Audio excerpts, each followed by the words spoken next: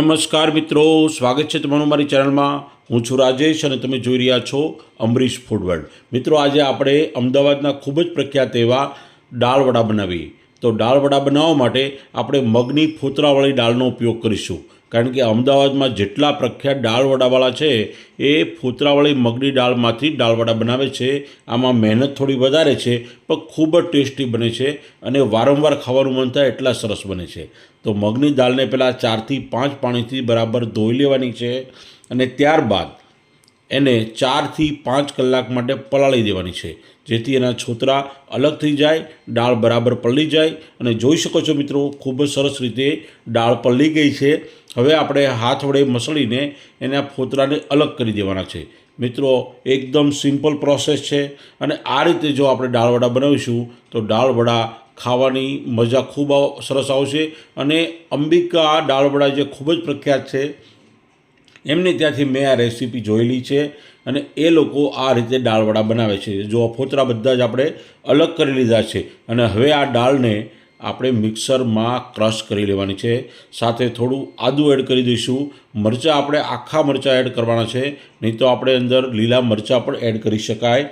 હવે આ રીતે આ પેસ્ટને એક વાસણમાં ટ્રાન્સફર કરી લેવાની છે અને ત્યારબાદ એને થોડી હલાવી લેવાની છે। મિત્રો, આમાં મેઇન વસ્તુ એ છે કે આપણે ખાવાનો સોડા બિલકુલ નાખવાનો નથી, એટલે આપણે એને હલાવીને આ રીતે એ પ્રોસેસ કરવાની છે।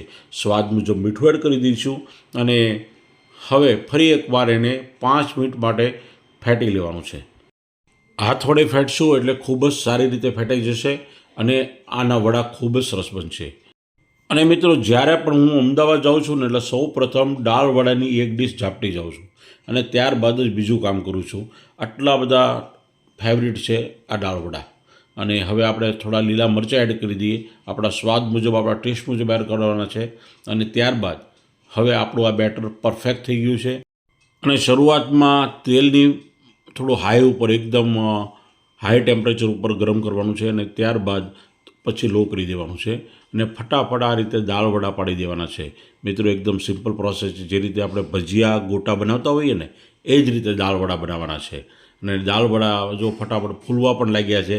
આમાં આપણે સોડા બિલકુલ એડ કર્યો નથી અને છતાં એ ખૂબ સરસ રીતે ફેટીએ ને એટલે આ રીતે દાળ વડા ફૂલીને તૈયાર થાય છે। મિત્રો, અને એટલી બધી સરસ સુગંધ આવે છે અને જ્યારે દાળ વડાની સાથે તમને ગરમા ગરમ ચા હોય તો બીજું કંઈ જ ન જોઈએ, કારણ કે આમાં ચટણી કે કેચઅપ કે એવું કંઈ જ આપવામાં આવતું નથી।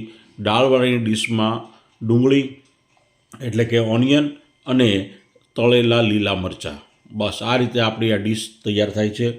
અમદાવાદી લોકો આ રીતે ખાય છે, આપણે પણ એ જ રીતે બનાવ્યા છે, એ જ રીતે ખાવાના છે।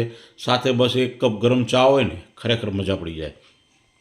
અને આને તળવાના છે કેવા, તો ભાઈ ગોલ્ડન બ્રાઉન તળવાના છે અને લાઇટ બ્રાઉન નથી તળવાના, થોડા ડાર્ક થવા જોઈએ તો જ એ ટેસ્ટી લાગે છે। તો આ રીતે આપણે બધા દાળ વડાને બનાવી લેવાના છે અને હવે થોડા મરચાં પણ આપણે તળી લઈએ અને એ પણ આપણે દાળ વડાની જે શોપમાં તળતા હોય એ સ્ટાઇલથી તળીએ। જો આ રીતે આપણે મરચાંને તળી લઈએ તો આ રીતે આપણા દાળ વડા બનીને તૈયાર થઈ ગયા છે। મરચાં પણ સરસ રીતે તળી લીધા છે। હવે આપણે ડીશ તૈયાર કરી દઈએ।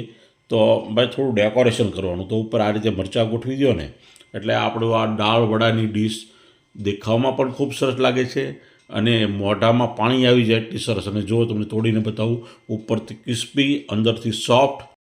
આવા દાળ વડા બજાર જેવા આપણા ઘરે બને તો ખરેખર કેવી મજા આવી જાય। તમે મહેમાનોને પણ ઇમ્પ્રેસ કરી શકો છો। મિત્રો, ફેમિલી ખુશ થઈ જશે। તમે ઘરે બનાવો ને આ રીતે પ્લેટિંગ કરો મિત્રો। અને વિડીયો ગમે તો લાઇક, શેર અને સબસ્ક્રાઈબ કરજો, કોમેન્ટ કરજો। મળતા રહેશે નવા વિડીયો સાથે। જય હિન્દ, જય જય ગરવી ગુજરાત।